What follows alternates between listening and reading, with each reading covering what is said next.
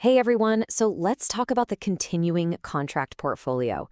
I know. When you hear that phrase, you probably just think of a giant mountain of paperwork. But what if we reframed it? What if we saw it for what it really is? A chance to tell your own unique professional story. And that's really the core idea we're going to run with. This isn't just about checking off a bunch of boxes. It's about crafting a narrative, a story that really showcases your growth, your impact, and your dedication. It's your story, and you're the one holding the pen. So, to write a great story, you've got to know the whole plot, right? From the first chapter to the very last page.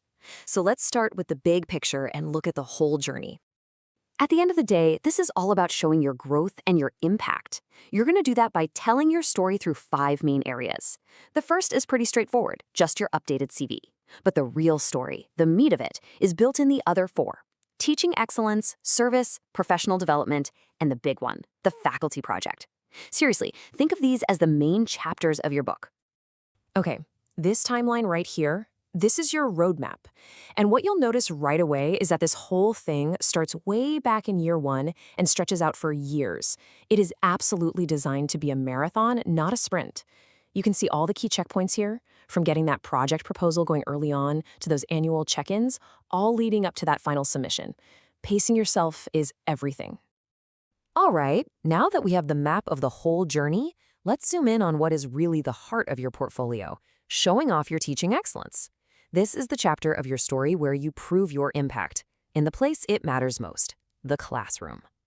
So how in the world do you capture something as big as excellence? Well, the portfolio actually breaks it down for you into 7 distinct parts. 7. Yeah, it sounds like a lot, but each piece is designed to help you build a complete 3D picture of who you are as an educator. Let's walk through them. So here's the breakdown. It all starts with your teaching philosophy. That's kind of the foundation.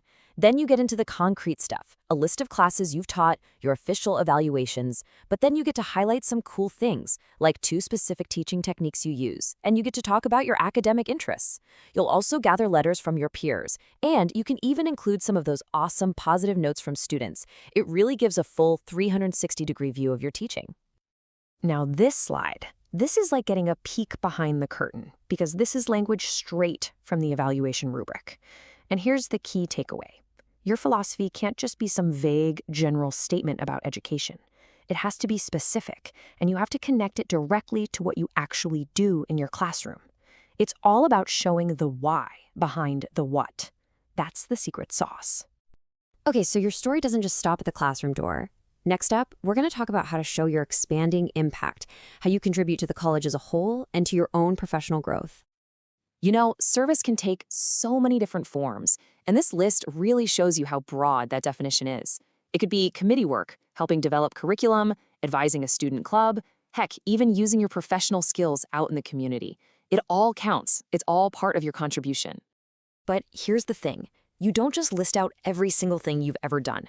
Instead, you create what's called a service showcase.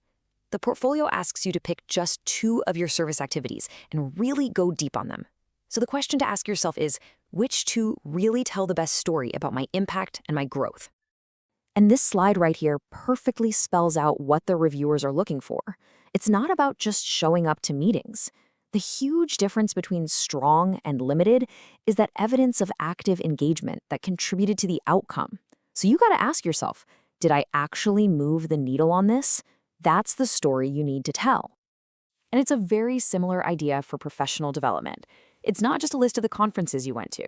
You're going to choose 2 activities and write a narrative reflection. The key word here is impact. How did this workshop actually change your teaching? How did this training end up benefiting your students? The reflection is what turns a line on your CV into a meaningful part of your story. And now we get to the capstone of your professional story, the faculty project. This is your chance to really dig in and showcase a major, in-depth contribution that you've been developing over several years. At its heart, the purpose of the faculty project is super clear. It has to be something that either enhances student learning or improves your own teaching methods. It's really the ultimate expression of your commitment to excellence, but put into practice in a real, tangible way. Now, it is so important to understand this is not a 1-semester assignment you can just whip up. No way. The faculty project is a formal, structured process that happens over years. This slide lays out every single step, from writing that initial proposal and getting IRB approval, all the way to analyzing your data each year and writing that final, comprehensive report. Okay, we've covered all the major chapters of your story. So let's wrap this up with some real, actionable advice that will help you pull it all together into a portfolio that's compelling and, most importantly, successful. All right, here are the biggest takeaways. First, start early. And I mean like really early. Here's a pro tip. On day one, create a digital folder for each section of the portfolio. Then anytime a student sends a nice email or you get good feedback on a committee, just drop it in the right folder. It turns this huge future task into a simple collection process. And always, always tie your work back to student success. Finally, don't try to do this alone. Find peer reviewers you trust, and definitely go talk to the math faculty for help with your data. They're amazing resources. So, as you start this whole journey, just remember you are the author. You are writing your professional story. The portfolio? That's just the book where you get to tell it. The only question left is, what's the first chapter you're going to write?